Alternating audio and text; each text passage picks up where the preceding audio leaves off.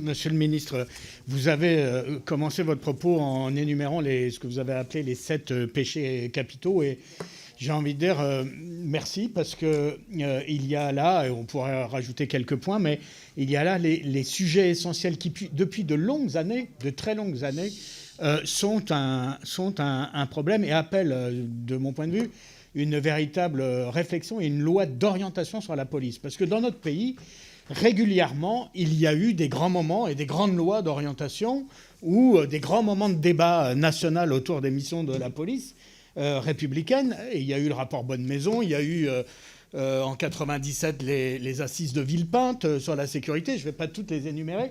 Et je pense qu'on aurait besoin, parce que depuis 20 ans, il n'y a pas eu dans ce pays de moment de ce type où la société puisse débattre sur sa police et ses missions, avoir un débat qui puisse ensuite déboucher sur une loi d'orientation et qui permette de remettre tout le monde dans un même mouvement et dans une même adhésion à des principes républicains. Alors le président de la République, pour la 3e fois depuis le début de son mandat, demande à son ministre de l'Intérieur, à vos prédécesseurs, enfin pour la 3e fois, demande d'avoir des notes, de rendre des comptes, de faire des propositions sur comment fonctionne la police, sur sa déontologie, sur ses missions. Je ne sais pas ce que vos prédécesseurs ont dit les 2 fois précédentes au président de la République.